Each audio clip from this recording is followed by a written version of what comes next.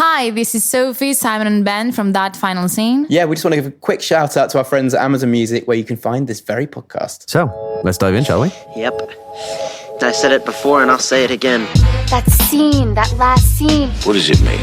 I'm the dude, you know? Get the fuck out of here! No, I cannot. It's over. Go home. That final scene Starts now. Hello and welcome once again to another episode of That Final Scene. My name is Sophie and I'm here joined by my two co-hosts, Ben and Simon. How are you both doing?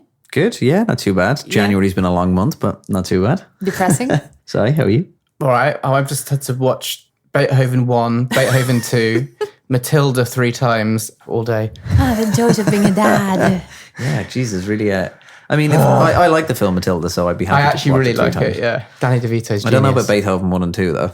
Isn't that just the movie about the big dog? Yeah, there's a lot of slobbering and lots of like mess, which little kids find hilarious. But Matilda, I think, is a masterpiece. I think it's really, really So well done. beautifully structured. The rhythm of it, the humour's amazing. And it doesn't patronise kids. I think it's really clever. I have to say, this is probably a bit mean on the new one, but I'd much prefer the Danny DeVito version than the Tim Minchin Netflix one that we watched recently. I think you're in the majority. I've seen the stage show, and I thought the stage show was fantastic. I thought the stage show was a really good interpretation of the film, whereas the new Netflix one is a movie about a stage show interpretation of a film, which is also an interpretation of a book. So it's kind of like it's gone through like 4 different like filters. Meta. Yeah, exactly. But I just found the new one just too evil. There wasn't enough humour to match the sort of the meanness of Miss Trunchbull and all of the sort of demonic things that she was doing. Whereas in the Danny DeVito one, it just feels more innocent somehow and more like magical and more playful. Yeah, there's something in the stage show that it's Miss Trunchbull is very evil, but there's something a bit pantomime about it as well, like kind of lampoonable. Having said that, there are some scary moments in it. I feel like if I was a child, I probably would have been a little bit terrified. But I found an amazing piece of trivia today about Mara Wilson, the little girl that plays Matilda in the Danny DeVito one. And it's that her mum was dying of, I think, breast cancer during the filming of that film, which must be pretty mad for a little girl to be like dealing with, let alone shooting like a Hollywood feature film. yeah. And Danny DeVito got an early edit of the film and showed it to her mum in hospital, so she my could God. see the as much of the film as possible before she Yeah. died. And then she died pretty soon afterwards. So that girl was dealing with all of that whilst Yeah. filming a kind of magic comedy kids film, Shocking. which is pretty mad. Another reason to love Danny DeVito as well. Yeah. Just I seems love like him. such a nice guy. Yeah. What has he been up to lately? Well, he's in It's Always Sunny in Philadelphia. That's kind still, of that's his thing now, that's right? Isn't it? Which I haven't watched. Yeah, I have. I think it's Have right you up your watched it? alley. Yeah. I've Really? watched all of it. Yeah. So I don't know what vibe I give off because people have said to me before, I think you'd really enjoy it. And I watched like the first episode and maybe 1 or 2 episodes of it. And all it is people saying fuck and cock and wank and like swearing really aggressively in this bar. And it's just now maybe it gets a lot better, but like It just kind of does. like smutty swearing humor, which is, we're going to talk about comedies on this episode. Yes. So maybe a good segue into it. But yeah, when people kept saying that to me and then I watched the first episode, I was like, do people just think I just like to swear? Like swearing's just my thing. Yeah, no, I hate to say that, but it is one of those shows that you have to warm up to it, even though I don't want to say that because I'm like, oh, you need to watch like 5 episodes, but you actually kind of do. Well, everybody seems to love it. Like it's... I've had that, I think, with BoJack Horseman. I can't get over the first few. I'm just like, I know it's supposed to be incredible, but I just can't get over the hump. But the thing I've heard about BoJack Horseman though is that does BoJack Horseman not after season 1 kind of takes a bit of a tonal shift, right? After season 2, yes. After season 2, yeah. So I'm the same as you. I watched the first season of it and I just didn't really get it. It kind of felt like it was on that Rick and Morty trail of like kind of funny, like a little bit offensive, like adult kind of comedy cartoons that was like, South Park is obviously in its own kind of ecosystem, way off in the stratosphere like it is. And then Rick and Morty came along and then BoJack Horseman was there. But it changed after.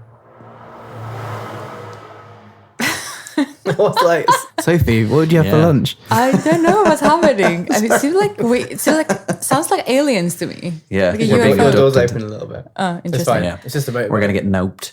The alien's going to go pop its head around the door. But yeah, no, I heard that BoJack takes a completely different turn after like the second season, which is why I couldn't get through season 1 either. I had the exactly same reaction to BoJack. So what I did is, I'm pretty sure I haven't seen some episodes from season 2. Is that I actually gave up on it for a few months, and then I started from season 3. Like that was my entry point to the show. Is it the kind almost. of show that you could watch? Like, could I watch Yes, a YouTube easily. video telling me what happens in the first 2 seasons, Yeah, and then watch easily. season 3? Yeah. And then it's there that it starts to find its ground and get Okay. a lot more vulnerable and actually be like smart comedy. But going back to Philadelphia quite quickly, I think obviously the swearing is like just the layer that they try to, use in order to tell some really hard-hitting truths. Like it's actually smart comedy. Like they Okay. talk about, misogyny, but actually, I don't know, on the surface you might think they're actually being misogynistic, but they are anti, it's very subversive. So I do recommend you meta. see it is meta. Okay. Yeah. Oh, okay. I'll give it another go, and I'll give BoJack another go as well. Yeah. So a quick question for you, Simon. Can you remind me the final scene of Matilda? Or the original one? The final section is where Matilda has the adoption documents, and her mum and dad are about to drive off to Guam. I don't even know, where is Guam? It's in like Central America, Guam. They're isn't it? basically fleeing because of all the naughty stuff that they've done. And she gets Miss Honey, her favourite teacher, who's really nice, to sign her over to Sarah Paulson. Yeah. Yeah. Which is like the magic of Hollywood. Instant adoption. And Miss Honey it. becomes the principal of the school, doesn't Yeah, she? she Because does. Yes. And there's a sort of happy ending sequence where it kind of runs through lots of nice things that happen. because she was Miss Trunchable's niece, or isn't there something about her being the niece of Miss Trunchable? or Yeah, they're something like related. that? Yeah. Yeah. And then I can't remember what the last shot is, but it's like Danny DeVito narrating a kind of and they all lived happily ever after sequence. And I think one of the last shots is like Matilda and Miss Honey like sitting on the porch in the sunshine reading books and I having a actually do lovely think that's the time. final shot. It might be that. I have a feeling that's it. Yeah. Okay, So joyful. yeah. That's what you need in And January. Danny DeVito's narration is 10 out of 10. Nice. We love a good I'm narration. surprised. Because I think it's really interesting because obviously he plays the horrible father. And you, on paper, you'd be like, well, that's not going to work. You can't be the baddie and narrate it and have this warm aura with your narration, but it kind of works. Very clever. Ben, what have you been watching? What have I been watching? I haven't watched that much really since we met up last. I watched the first episode of The Last of Us. So Simon, you're obviously getting into video games and stuff now. So The Last of Us has finally come out. They're finally releasing the TV show now. Thoughts? And yeah, I mean, I'm loving it already. I mean, it's one episode in. They've released another episode today. Apparently it's really close to the game. Yeah, so it's weird. So as someone who played the game and loved it, like the game is incredible. Like it's the closest a game has ever come to me for like as like a good playing it is almost like watching a really engrossing film. Like it's fantastic. Like the story is more important than the gameplay almost. Watching it is weird. It is weird seeing it and being like I remember like I watched it with my girlfriend. Oh my fiance. And we're doing Bridesmaids. Is there a hungry bear anywhere?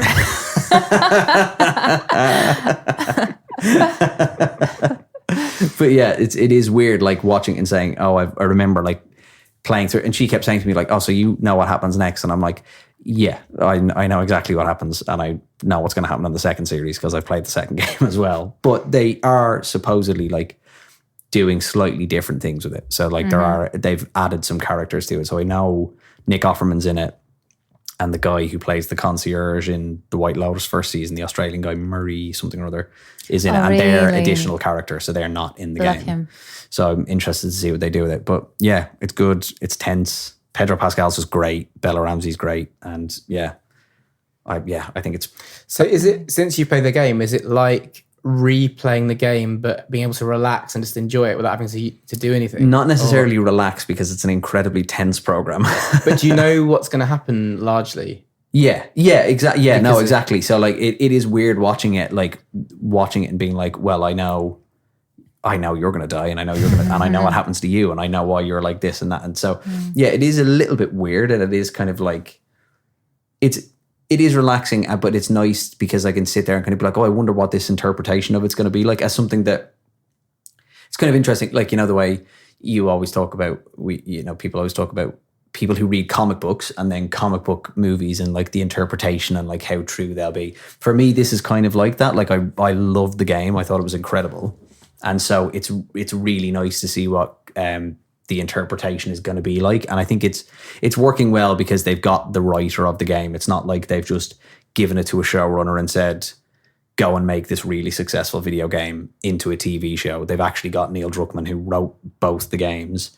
And then it's the guy, I think it's Craig Mazin, who wrote and produced the Chernobyl show. Oh, I remember you saying, yeah. Amazing. That's wicked. And just a really strong cast. So yeah, I mean, I'm loving it already. Because the Chernobyl thing I found so dark and so... Yeah, but so well done as well. Yeah. Yeah, and so, and like I'd really watch it if it was on freaking now £50 a day, whatever it is. Yeah, you can borrow my account. I'll give you my password. Yeah, that's what I've been. Yeah, this is why I've been holding off to it. But I'm gonna watch it as well. So yeah, so The Last of Us is the main thing that I've been watching at the minute.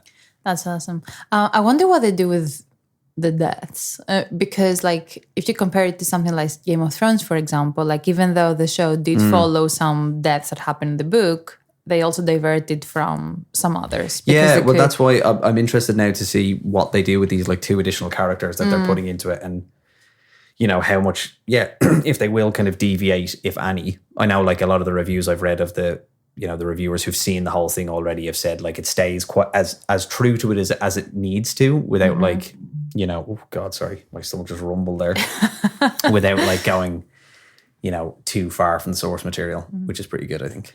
And is the idea to do a limited series, or are they open to a second season? So I don't know. So there's 2 games, and actually I think people want there to be a third one.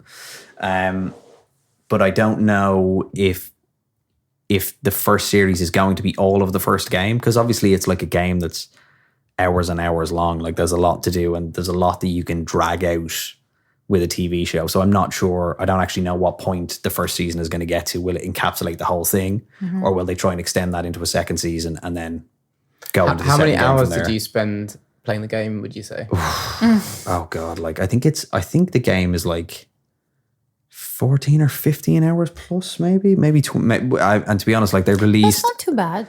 a remastered version of it, and I think it was about 20 hours. Hang on, let me have a look. The Last of Us. If you think how many hours there are in a big series, it's probably not that dissimilar. Yeah, exactly. I was gonna say. Yeah, I was gonna assume a lot more. So yeah, 15 hours is the original one.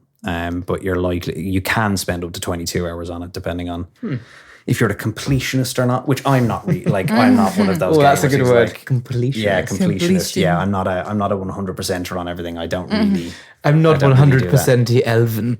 No, exactly. As soon as the end credits roll, unless there's something really interesting, I tend to park it. Post-credit section. Well, there very well could be, yeah. Yeah, because other people or players would just go back and play all the different other But scenarios. The Last of Us is different in that it is a linear story. Like it's not like okay. you can go back and replay sections of the game, but it's not like an open world thing where you can go and. Right. At least if I don't think it is. I can't remember it being one. The new one is. The second one is. We're talking about video games. Sorry, way too much on a movie podcast. I do think that, our listeners are actually going to appreciate that, because it's actually background information for the show, and it's everywhere right now. And I saw Tim, our friend comedian of cinema, I think if he's listening, I think I saw that he had played the games and he was at the premiere, I think. Oh, or at was least, he? yeah, I saw he got some cool Ooh, Firefly buzzy. merch. So yeah, I'm sure. Hopefully, Tim appreciates it. That's interesting. We're gonna give our thoughts in the next episode. Hopefully, Simon, you and I are gonna catch up on The Last of Us. yeah. Watch it. Yeah. Watch that first. Watch an episode or two. Good to Yeah. know. Yeah. What about you, Sophie? What's been going on? At it with the movie a day mission. I'm so probably since we It just sounds more and more of a chore every week. Yeah. No, you don't no. make it sound enjoyable. Well, I can see on your TV, Runaway Jury. I mean, What's that is this? my second movie today. Dipping our which toes is- into John It's Grisham. paused at But actually, 28 minutes to go. Yeah, but actually, I haven't really been watching that one. 28 that minutes to go, and Rachel closely. Weisz is in I Jurassic. love Rachel Weisz. In About a Boy, I used to So- really fancy her. She's the best part about this film, I have to say. She's amazing. But thank you, Secretary. It's not too bad. But no, it's just this month. It's just really long and depressing, and I feel like it's affecting my mood. But yes, since we last met, I've probably seen 14 more movies. Wow. I've seen some bad ones, Highs and some lows? mediocre. Yeah, well, a really bad one I saw yesterday it's called The Bad Samaritan. Is that's not the Sylvester Stallone movie, is it? No, that's a David Tennant and Robert Sheehan film. It's Magic Mike : The Bad Samaritan. I see. It's that one.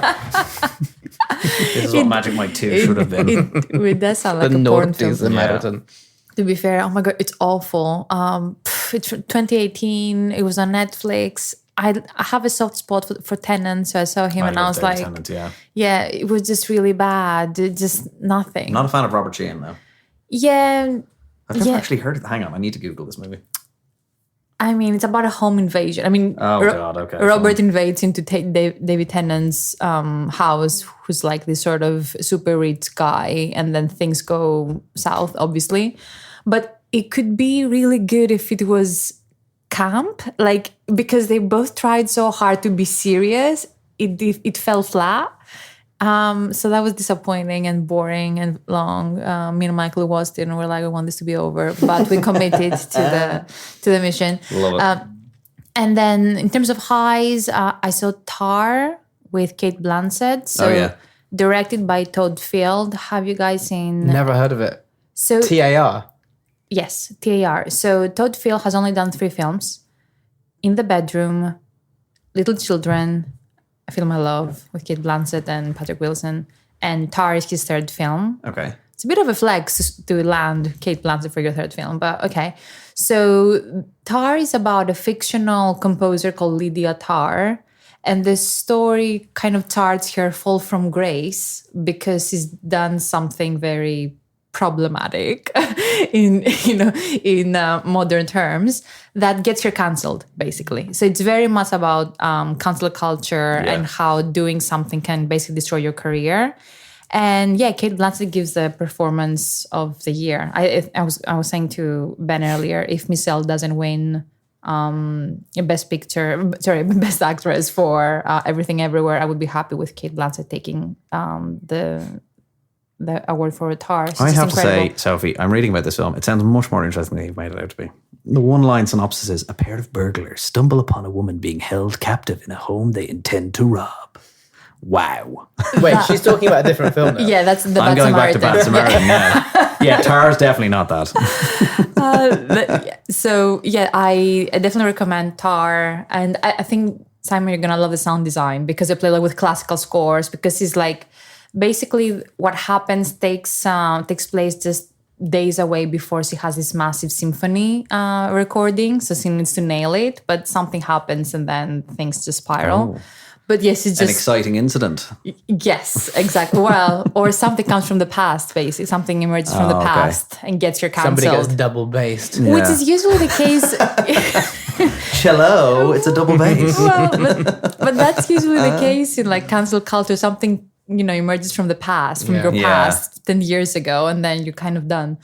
So yeah, that was the best film I've seen in the past 2 weeks. And then I want to get your thoughts on After Sun. I'm not gonna give your review just yet, but yeah, Paul Mescal just got a BAFTA nomination, so we're excited to see whether he's gonna get recognized by the industry.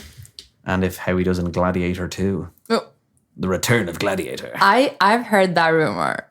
I thought it wasn't a rumor. I thought it was pretty much confirmed. Is it confirmed? I thought it was just okay. Maybe it is just a rumor. I thought it was pretty much nailed on that he'd got it. Yeah. Oh my God. Okay, I can see it. I can see it. The future version of the young boy in it. I'm happy with it. That they're not going to bring Russell Crowe back from the dead, which would be gas. He's not died, is he? No, in Gladiator. Oh, sorry. Wasn't listening. I was thinking about the other films that I watched, which aren't quite as highbrow as some of Sophie's numbers. I watched, I had to watch Running Man again for work reasons. And then I ended up watching, with Arnold Schwarzenegger, and then I ended up watching the documentary Pumping Iron. Have you guys seen that? Oh, I've heard about it. It's supposed to be amazing, isn't it? Such a treat. 1977. Where did you watch it? I bought it on Apple Movies. Okay. And it's a documentary about the Mr. Universe bodybuilding competitions in the late 70s, and Arnie features in it really heavily. It's his first. It was one of like his first appearances on kind of screen and stuff. It must be, yeah. I think that's It's like pre-Terminator and stuff. Oh yeah. And and there's a really funny bit because they're all these guys, trying to do these pose down competitions. They're getting like tutored by like ballet dancers and stuff on how to pose and how to like work the crowds and stuff. And there's a lot of banter, but a lot of like sparring and kind of one-upmanship. And there's this little guy called Lou that Arnie keeps like beating in these competitions. And Arnie just plays it cool all the time, and Lou keeps like trying to be his friend and like, oh wow! But he really looks up to him, but he also really wants to beat him because Arnie's like just so good at this stuff. And then there's this section right towards the end where they're all sitting around a table, and they're about to get the results of who's won like Mr. Universe or whatever. And Arnie just leans over to Lou and is just like, I just called my mother, told her I've won. And he hadn't even won yet, and Lou's and then Arnie just wins. It's amazing. It's worth watching just for that clip. Honestly, Arnie has so much charisma, it's ridiculous. Yeah. Although because I obviously searched for it, then I started getting served stuff on YouTube related to it. And there's a video I haven't watched yet called "Why Documentaries Lie," and it's like got the pumping iron like still. If you want another quick treat, I suggest you watch. During COVID, Arnie was interviewed on like Jimmy Kimmel or I think it was on Jimmy Kimmel or Jimmy Fallon or something like that, and he's interviewed from his California home, and halfway through the interview, his donkey, which has free roam of the house, just comes in and he like talks to the donkey like it's a human person. The donkey lives in the house? Yeah, he has a donkey that just like comes into the house, and that is then just part of the interview, like Arnie and his donkey that he's like feeding carrots to, and the donkey has like a pyramid, like the donkey's called like Gertrude or something like that, like it has a human name. Please welcome Arnold Schwarzenegger. Hello, Governor. Hey, Jimmy, how are you? You've got an infestation there, it seems. I have my Lulu here. They love to eat here when they have lunch. And I just finished lunch, and now they are here, and they just like to participate a little bit with the lunch. I hope you don't mind. Quite eccentric, because like in the documentary, I think he basically trains in either Southampton or Portsmouth, which I would never have expected. Basically, he had no money, and this family in like Southampton basically took him in. Well, he's from a really he's from a poor background in like Austria. Isn't he? Like he's not from a wealthy family or anything. So he arrived in the south coast of the UK in the early 70s, mid 70s, and then this family like he lived with them, and they like helped him train in their garage and like got him into these competitions and stuff. It's really not what you expect. Wow. But the only thing I think is probably perhaps what that YouTube video is about in terms of they lie to you is like they never talk about steroids or drugs. Okay. And that must have been part of that scene, but it's never mentioned in this documentary. The elephant in the room. So watch Pumping Iron and then watch the clip of Arnie feeding his donkey during the interview. That's not a euphemism. We can put the link in the show notes as well. Yes. Yeah, we'll find that. We'll do that. What's this? It's a movie. No! Oh, I liked it. No! Can I say something? No! I don't get it. What don't you get about it? Community, we're back. So since we're talking about Bridesmaids in this episode, and since we've recently also done other comedy films like Little Miss Sunshine and Love Actually, we thought it would be interesting to have a conversation about the state of comedy and whether comedy is in crisis, as the industry starts to say. Some people are making the argument that, you can't be funny anymore because you're going to get cancelled, and, like Netflix taking over and there's no point in doing comedy anymore. So we asked our listeners our thoughts on the subject, and I would love for us to go through some of the answers if you guys are ready. Yeah. Cool. So a podcast actually gave probably the most comprehensive comment in the... it was an interesting mix of thoughts. So first, a general emergence of wide societal sensitivity and the need to cater to all sensitivities dilutes the possibility to offend, which isn't to say being offensive equates comedy, right? Second, most comedies are so uniform, formulaic in aesthetic, in narrative, and in expectation. There is not enough risk to push on some standards or the status quo. The best comedies are a bit rebellious, a bit askew, and seldom cater to wide sensibilities. Haven't had a great comedy in probably over a decade. So I think they speak to the emergence of political correctness, really, and how supposedly you're not. If you're a comedian or if you're a comedy writer, you're probably feeling less encouraged to, write down a joke. Sometimes I feel like that. But then I think perhaps Life of Brian wouldn't have got made. And even so when Life of Brian was released, like the church went into meltdown. It was very controversial. But then we've just had, say, the Book of Mormon in the last, it feels like modern. It's quite old now, isn't it? But that sort of gives me faith that you can still offend but be funny and do it in a way that isn't mean. It's just, making light of everything at once. All religions get sent up in the Book of Mormon. I have to say, can I just say, I take back everything I said about I Know Movies and You Don't, because in his reply to your comment, Sophie, he's also referenced Tucker and Dale versus Evil, which is a fantastic film, which does not get enough credit. So I will agree. say that. Hard retweet. The thing that I would say as well is there's a lot of funny TV out there. So what is the difficulty in making longer form funny? I think when you say funny TV, like what examples so of modern? Motherland came out over the last couple of years. Motherland's fantastic. Fleabag is still kind of relatively, it's not that old now, is brilliantly funny. Like there's It's Always Sunny in Philadelphia. There you go. That's been running for years. It's funny TV shows. What is it about movies that people are struggling to, I guess with TV shows it's a once-off, but then again, Fleabag's not really like Fleabag is like a linear thing, and like there's a series arc to it. Like maybe it's hard because of sensitivity. Maybe sensitivity is the wrong word, but because of, as you say, being worried to offend. Because of being worried to offend, it's almost like with a series, maybe it's easier because you can take your time around the jokes. You can give a bit more backstory. Where as for a film to land and for a comedy movie to do what it needs to do, it kind of needs to be like a joke a minute for 90 minutes, and then when it gets to 90 minutes you're done. Whereas do people worry about that? And it's why TV is maybe funnier, because you have more time to flesh out characters and stuff like that. Whereas I think that's a good point. I would argue it's actually more of a gatekeeper issue rather than a creator problem. So for example, was it BBC that the Fleabag was on? Yes. Yeah. Like BBC took a risk, like quote unquote risk, unfortunately. Like because with of the unique way the BBC is funded. That's how And Well- in fairness, some of the risks the BBC have taken over, whether you agree with what some of the BBC does with the licence fee or not. Fleabag, a risk. I May Destroy You, a risk. Amazing TV shows. Yeah, exactly.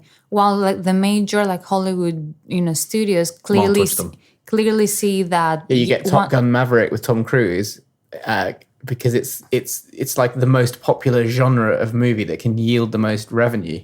Whereas like nobody's going to go into a movie pitch meeting trying to say that comedy is going to make you huge mega bucks like that. Yeah. So I do think that the Julia Roberts rom-com has died, like that kind of 90s aesthetic. Yeah, which used to sell so well. I think that's the problem for me. It's not about are we allowed to say what we're allowed to say, because other commenters said, well, there is TikTok, there is YouTube. So people are out there making jokes. Then they find like platforms that are democratized like TikTok. But I think it's the studios that are like, we're not even going to fund you because the movie is going to flop, which is true. Like Bridesmaids would be a Netflix original today. Like it wouldn't make the money that it made in the box office that it did like 11 when it came out years ago. For some reason, people don't go to the cinema to watch comedies anymore. Watching comedy in like large groups, especially in movies, maybe I think it's different because you're just watching it's not like going to a comedy show or something like that, where it's an actual person standing in front of you telling jokes.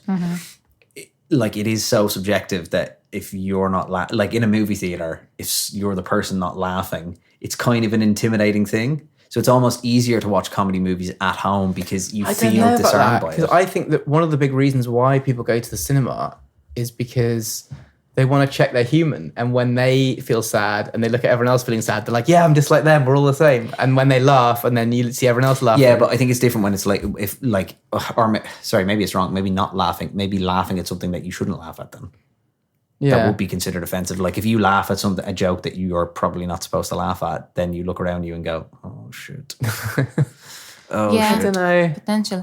Though one other thing that just came to mind was, I think I mentioned this before, I remember Jason Bateman saying, because he has access to all the Netflix data and whatever, because he's been working with them for so long, that for some reason comedy TV shows have the highest drop-off rates as well on Netflix. So people actually don't even finish like comedy shows compared to drama or like mystery or whatever it might be, which I think goes back to your point around like they don't like the comedy shows today don't really have anything but punchlines. They don't really have narrative that gets you to go to the next episode, like Fleabag, like that sort of combination of narrative and humor is actually quite rare. It's a bit like what's the difference between porn and erotica. But like erotica can still hold up without the sex because the narrative and the story is still there, and it's the same with what you're saying about comedy, isn't it? You need some more structure behind it for it to stand up. Otherwise, you watch a couple of episodes and you're like, that's not for me. You're just watching people fucking and you're like, The storyline is rubbish. what is this? That's He hasn't even come to fix the printer. He's just here to have sex. What's going on? Someone else said, everything in real life has become an absurd tragic comedy. The best writers cannot top, so we all just watch bullshit news instead and get our comedy kicks there. I've seen Armando Iannucci get asked that question so much in the last few years. Like, how do you write comedy like Veep or In the Loop or whatever when government is so absurd itself? Yeah. And he's like, no, you can still do it. They used to, It's they used to say that when Trump was president all the time. Like, how do you lampoon Trump? Because by the time you've made fun of him, he's already said something 10 times as stupid. It's like, well, then you're just being lazy. You're not brave enough to try and write something funny, you know. But I agree with what you're saying before. It definitely comes back to money. Yeah, I think so too. And I feel like that's what all of our lives are kind of coming down to in a way, in terms of all of the culture that we consume. Because with all the data that everyone goes on about being collected, it's like a race to the bottom. And it's like, well, we're just going to end up watching Top Gun Maverick every weekend because that makes the most money. Well, and yeah, by the most people. like Netflix's whole commissioning structure is based on what is the data telling us what people are watching. Like, what are people watching? But sometimes I don't know what I want. And I just want to be Yeah. surprised and delighted. Exactly, by the I'm surprised and delighted, but I still never click the shuffle button on Netflix. yeah. Because I'm surprised by what I want to watch. But I don't want it to be picked for me. I kind of still want to I still want to spend 2 I get hours that. just flicking through fucking everything on Netflix to try and find what I want to watch. Yeah, I get that. But Netflix, I feel like they have mastered how they can make the most amount of money out of comedy with minimum budget, and that is the comedy specials that they do. Because they cost they just cost like getting the person on stage and the production show of the the stand-up. The stand-up, sorry, because they have created genre out of the funniest thing I have seen, I would say, in the last like 3 or 4 years was the Bo Burnham special during lockdown. That was incredible. Like, I watched that and I was like, I know this is a stand-up comedy special, but this should win best film at the Oscars. It should win best film at the BAFTA. It should win Grammys. Like, everything about it. Like, that's the first time in a while. Like, I remember I watched that. I think I watched that on my own. Like, I just watched it late one night. I was like, oh, I like Bo Burnham. I'll give it a watch on my own. No other people in the room, which I think it's telling if something can make you laugh on your own. You're not being influenced by the people around you. Pissed myself laughing for the whole thing. It's fucking hilarious. I do think, though, the state of mind that you're in and how it changes how receptive you are to content. Like, no, but that was a lockdown thing, and Yeah, I would watch I it. know, No, I but know. I would watch. I've rewatched it since, and I still find it as funny. Okay. I find the songs as entertaining. I will listen to the album like on my way to work. Like, I've got it downloaded on my phone, so I can just flick it on and listen to it and just like. is it like laugh. Flight of the Conchords? Where Yeah. Have you not watched it? No, but you told me before. But I haven't. It right up your alley. It's Cool. It's genius. Like, it's so funny, and it's the way he did it. Like, filmed it over. I think it's filmed over like a year or something, and it is. Yeah, it's absolutely genius. And the last comment that stood out to me, which I hadn't considered, but it makes sense to an extent. Nate says, it's because movies are being more globally released, particularly in China. Comedy is very subjective to their own culture, and every culture has their own sense of humor, and that's why there are several versions of The Office. It is, like, I agree that sometimes comedy and humor doesn't transcend culture. So what you find funny, I might not find funny because I don't get the reference, the cultural reference. So I guess the more niche the humor is, the more it resonates on a local level, and it can't be like a global, like, box office hit in China. I get that. Yeah, But I think you have to hit gold with stuff like I would say, and again it goes back to TV. I would say, and I don't know if I know Simon, you've seen. I don't know, Sophie. I would say Father Ted is the funniest television program ever written, like ever. I don't like. I can still watch that every time and be surprised at how much I laugh watching it. And I have met people who aren't like. Obviously, you would say Ben's Irish. Of course, he loves the TV show set in the 90s about 3 Irish priests living on an island off the coast of Ireland. But I think Father Ted is just universally funny. Like, I don't think I've met someone who has been like, I didn't really like. You don't have to get it, but it still makes you laugh. There's still bits in it that you just piss yourself laughing of, like the idea of 10 priests getting lost in a lingerie section. It's just fucking funny. Like, it's so funny. Which goes back to smart writing. Yeah. I started watching Dairy Girls, Ben. It just came up on your funny. screen actually before. I was like, oh, what's Yeah, Dairy Girls is brilliantly funny I'm pretty as well. sure I'm missing like 5 out of 10 references, but I still enjoy it. But you know what? It's the thing is, and like the best comedy as well, it doesn't really matter in the setting. There's still something really relatable about it. So like exactly. Dairy Girls has a really relatable thing of you don't relate to the setting of it being set in Ireland during the Troubles or whatever it is, but you relate to you and your group of friends at that age. Yeah. And, you know, you relate to that thing. like super bad. Yeah, exactly. Like you don't understand like the American school system of that, but you just kind of understand that weird friend you were in school with that drew dicks on everything. And like there's kind of something that you can gravitate towards. Like the best comedies maybe don't have something that everybody laughs at, but they have something that everybody can kind of connect to or recognize. Yeah. Like it's hard to be, I think somebody, I thought I saw somebody making a comment about like something like Anchorman. And like Anchorman and Anchorman 2 are really good examples of something that's really funny and of its time and something that tried to then grow and be different and was completely unfunny. Which one it was nothing unfunny? relatable. The second one. I thought the second Anchorman was so unfunny because it tried to do everything the first one did, which was really of its time and kind of really different. And then they just tried to do it in like a woke new setting. And it was like, this is just not funny. It was the same with Zoolander 2 as well. Like, Awful. you know, comedy sequel, that's another thing. Comedy is really hard to do right. Comedy sequels are probably even harder. You know, even like Beverly Hills Cop is a great film. 2 and 3. Bad Boys 2. I like Bad Boys too. That's my hangover film. But I mean, the fact is they're making another Beverly Hills Cop as well is kind of like, oh Jesus. So like, it's really hard to do a sequel. There's like, how many comedy sequels can you look at and go, that was really good? Like, is Ghostbusters a comedy? If Ghostbusters is a comedy, then I would say maybe the second Ghostbusters stands up to the first one. Right. Yeah. But it's kind of hard. Yeah. It is Airplane, maybe. Naked Gun. Naked Gun, yeah. Anything with Leslie Nielsen in it. Pretty hilarious. I still love watching like clips of Leslie Nielsen using his fart machine in interviews. It's amazing. It's so childish. Well, again, like, yeah, but it's so childish and just silly. That's why it's I just think silly. Like it's like really innocent comedy. It's not like offensive or clever or sophisticated. It's just a fart and it's still funny. And that's why Airplane's brilliant, is because it's all so stupid. And if you go in trying to watch these films with like a highbrow sense of, well, I know what comedy is and I know how it should be structured. Yeah, but it's still like, I'm Serious and Don't Call Me Shirley is always going to be fun. Like when I say it, it's not funny, but when Leslie Nielsen says it in that scene, it's fucking brilliant. Like it's so funny. It's the silliness that I like in a lot of those films. Yeah, which we don't get anymore. I wonder, are people afraid to be silly? Like that's what I was gonna say. That is such a good point, because about the simplicity, the silliness, like there is something there that people didn't used to overthink as much. Like what pops like, into my head is Happy Gilmore. Is a great example of. Have you guys seen it? Of course, yeah. Do you know it? Yeah. Yeah. It's just like the wooden hand getting run over. Just the even the stupid names like banter. Shooter McGavin. I just wonder whether, like, if you do some sort of fart joke these days, they're gonna be like, "Oh my god, you're not being sensitive to people with IBS." Or like, like I don't even know. Like, I feel like people are just gonna question everything. You're now. not being sensitive to people called Shirley. Don't make the Don't Call Me Shirley joke anymore. Actually, I did think that. I was watching Matilda. I thought, because there's this bit where Miss Trunchbull makes this boy eat loads and loads of cake. Bruce Bogtrotter, yeah. Yeah, Oh. but they pick quite a fat boy for that part. And obviously that's the portrayal they went for in the mid-90s or That whatever. was traumatizing. Yeah. But, Is it not the same in the new one now? I can't remember. But but I guess there are things that were a bit crass back in the day that you'd be more sensitive about. But well, so interestingly enough that we're talking about Bridesmaids today. So I was reading today. So you know M&M's have the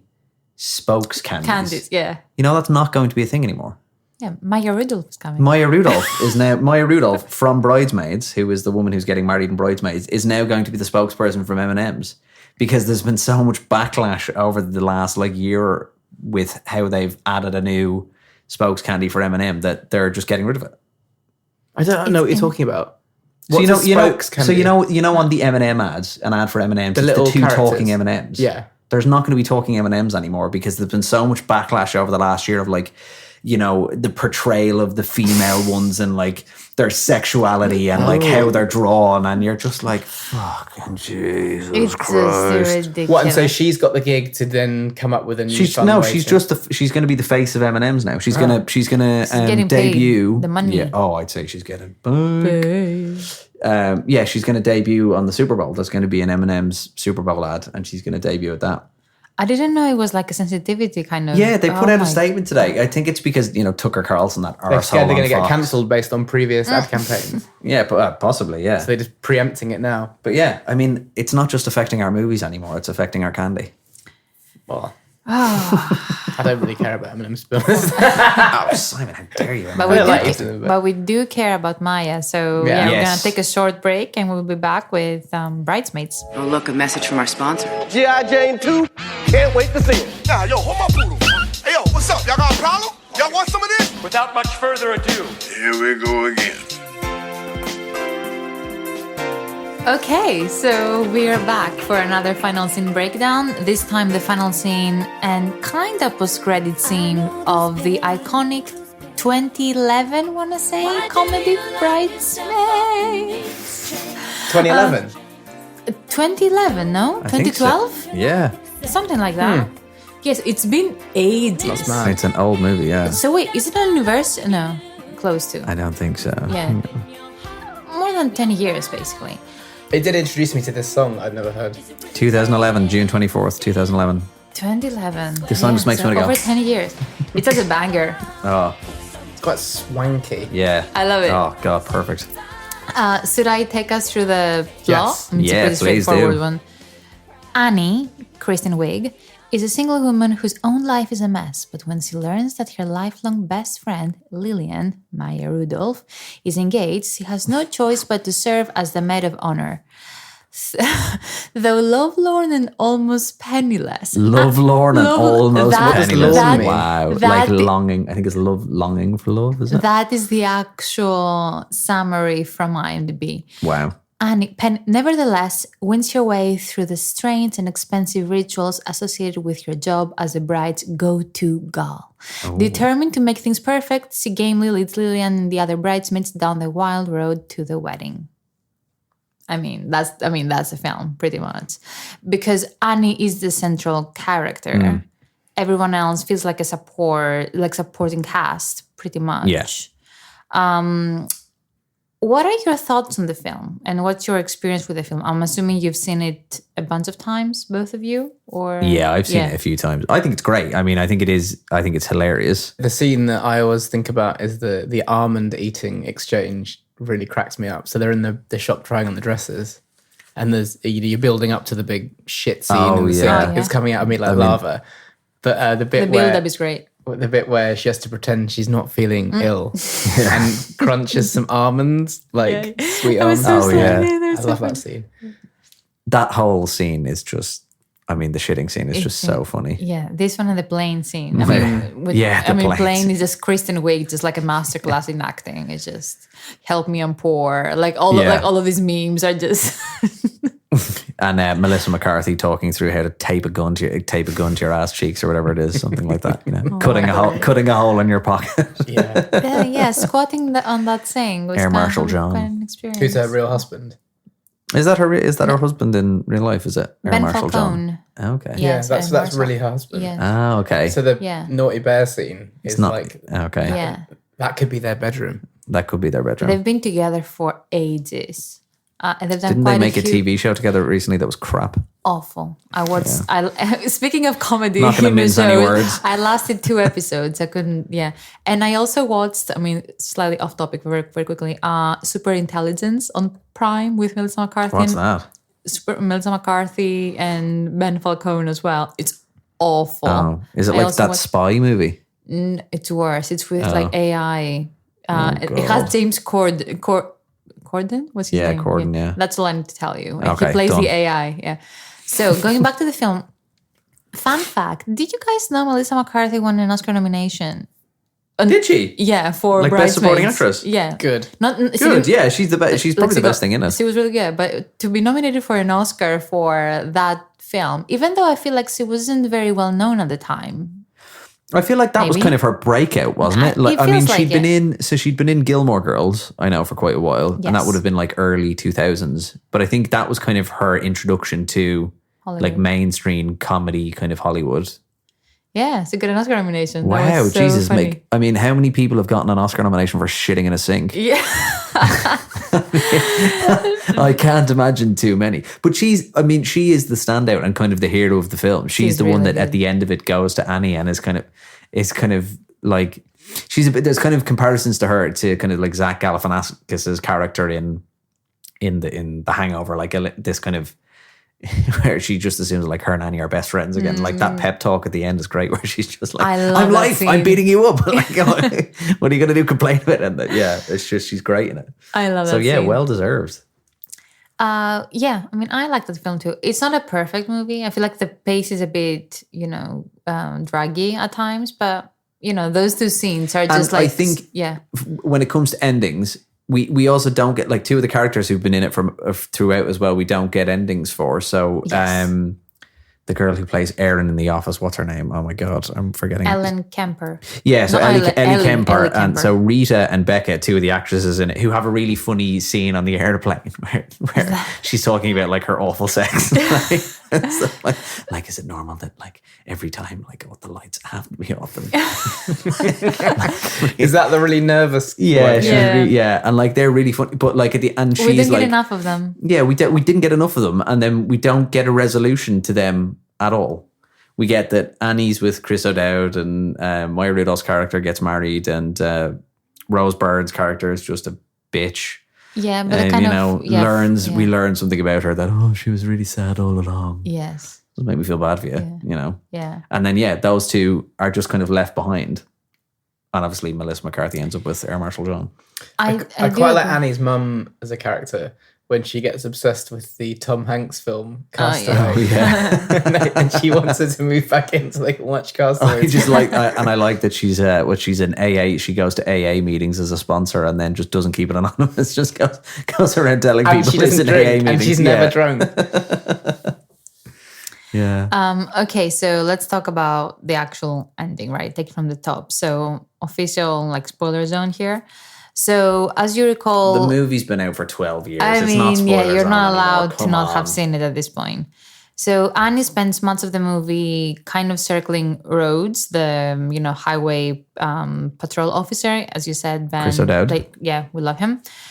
After they quote unquote close the deal, Annie flees. She ignores his voicemails and basically treats him like a jerk when he shows up at the scene of your car accident, and she lives with the fuck buddy Her John himbo, Hamm. which is John a term Hamm. which is a term He that I was so heard good recently. in that film. A hot bimbo. Yeah, he's so good. He's such a dick. Like he's such a dick. It's just and incredible. you just get lost in his eyes. Comedy skills. Annie later tries to apologize, but Rose isn't having it. When he helps Annie and Ellen find Lillian on her wedding day, she sends her on her way with a pretty and equivocal final farewell. However, fast forward to the final scene of the movie, after a live sing-along with Wilson Phillips, Annie leaves the wedding only to find Rhodes standing there outside waiting for her. Annie apologizes and they share a kiss. And the movie ends with the two of them looking into each other's eyes and all the jazz and all that Hollywood sees. And they drive away, don't they? They drive He away. pretends to arrest her. And that's the actual final scene of the film. We're going to talk about the post-credit scene. But yeah, what did you make of that? Like, my question is, what did you make of that film? Which I did feel like at the time it was, quite different, right? Like up until the point we had the Judd Apatow films like Knocked Up, Superbad, 40-Year-Old Virgin, but they were all like male heavy. Like that was one of the very growing. first female heavy cast that were allowed to, shit on the street, for example, and do those sorts of things. But it still ended on a very conventional, girl needs to get the guy to feel happy kind of ending. And what did you make of that? She kind of treats him like shit for quite a lot. Like Annie as a character, you're kind of like, she's not like the most sympathetic person in the world. In some No, especially not in the jewelry shop scene. Yeah. She's awful. My Yeah, she's argument is awful. that she's the villain in the movie. But that's why she's so relatable. It's 'cause Yeah. she's got this side to her that isn't perfect, and you can relate to that. Yeah. She's like, And he is the unconventional kind of knight in shining armor. Like it's, But I can't relate to ruining my best friend's wedding just because I'm having a bad day. Like when in the baby shower scene, like I was so mad at her. She gets like cooked up to boiling point by the new friend. Yeah. And she's like in this rage. And that's where it kind explodes. It does as a film, it does follow those kind of classic comedy tropes of like the one person like trying to control everything and making the other person really, and like pushing them to, like it all feels really manipulative that like, I'm going to annoy you so much that you quit as being the bride. Like it is quite like formulaic in that regard. But it's like, I think that's why it's so relatable, because she's really struggling in life and all this stuff just mounts up and just keeps mounting until she has that complete meltdown, which is like exquisite to watch. Yeah. Cookie and everything. Where she's trying to knock over the big chocolate fountain. Yeah. No, you don't get a puppy. No, I'm happy with that. I just go back to what Ben said. Like I feel like her relationship with the patrol officer kind of died in the car accident scene. Like he was pretty much like, we're done. Because he had, fucked up so many times. Yeah, she did. Yeah, like her. And then we did get an explanation as to why he comes herself. back and he's waiting for her. He just kind of like crawls back to her. Yeah, it's a bit of a weird one. It is a bit of, I would have loved one more scene in between that kind of shows that maybe, like at least a maybe. But yeah, I don't know.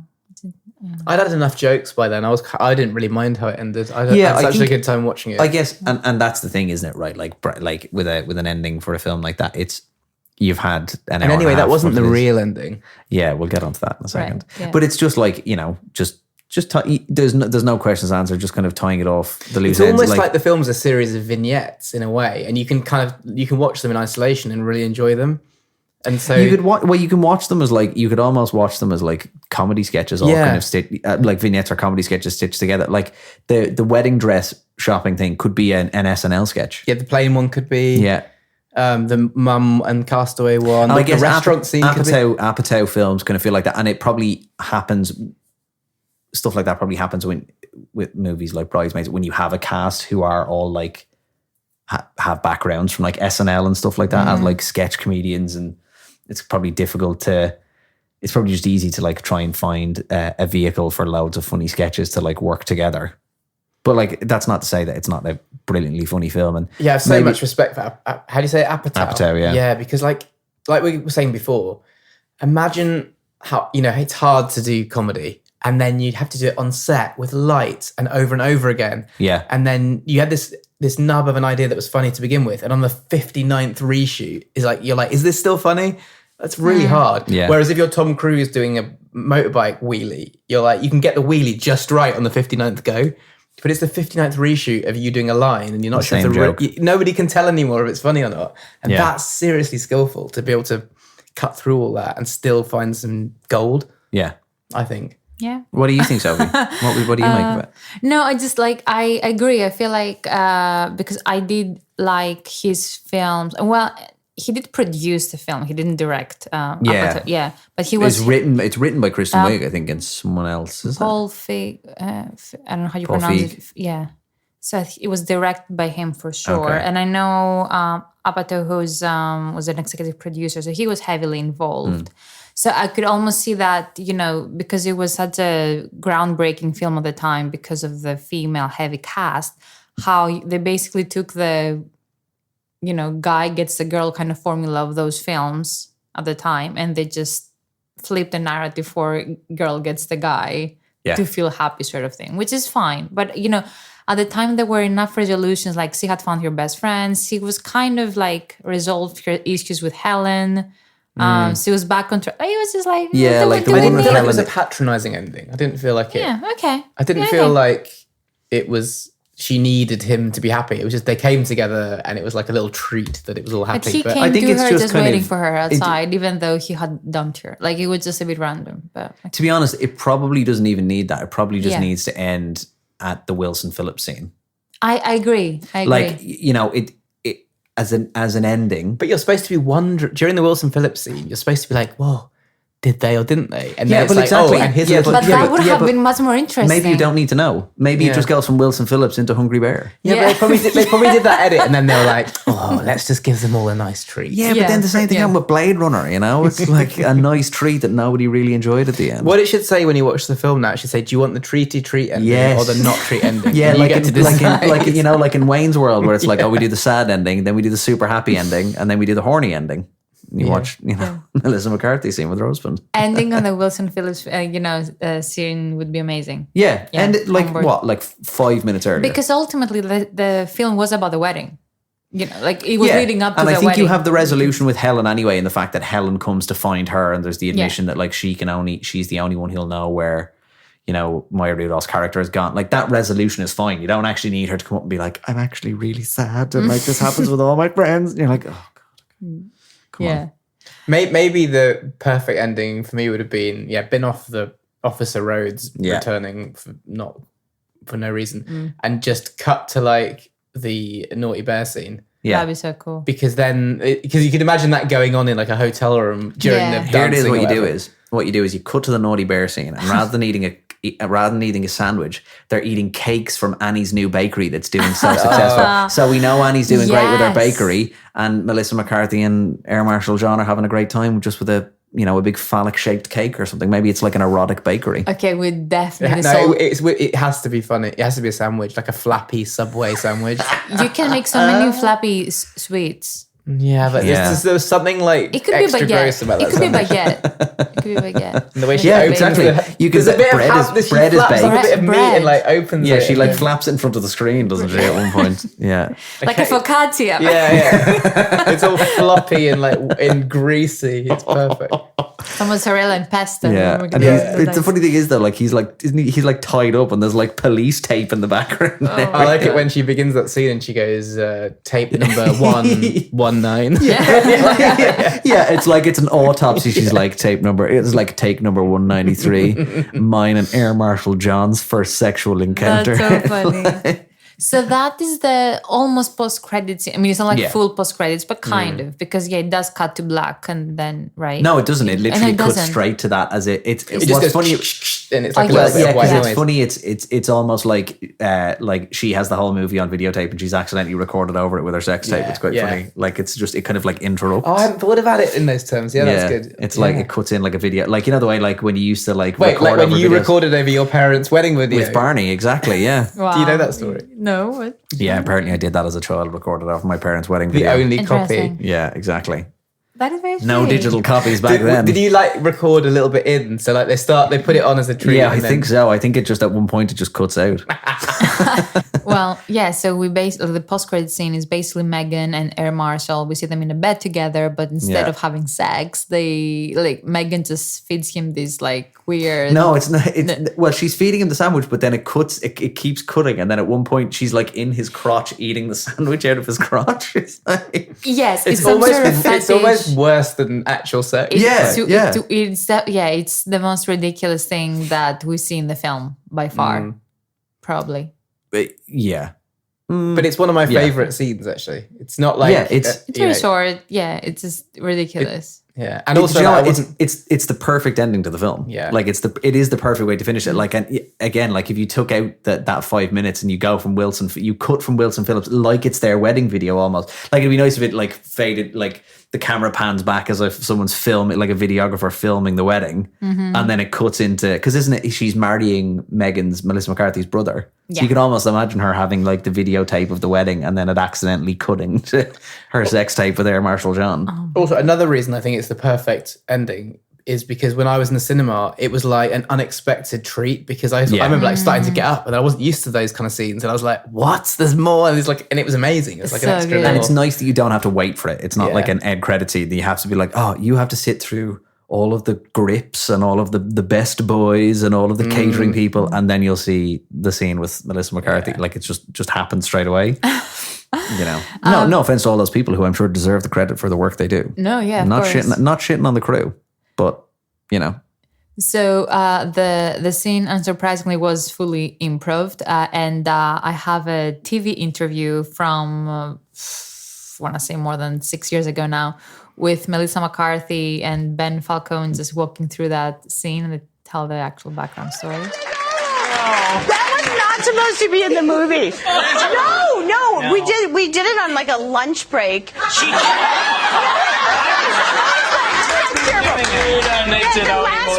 The last minute, Judd Apatow said like, oh, let's do something that'll be fun and put it on the internet, maybe. And then we shot it, and then he called and was like, it's at the end of the movie. We were like, what? We're out of time. Thank you very much. That's amazing. That's So was it like in their trailer or something? Like, what was it their actual bedroom then, or was it like Shot it during lunch break? Yeah, so it's in their trailer. Yeah, it must be in like their trailer or something. Yeah. Yeah, probably. Because I think if you watch it back, it does kind of look like it's in like a caravan or something. Do you reckon that's just off their phone then?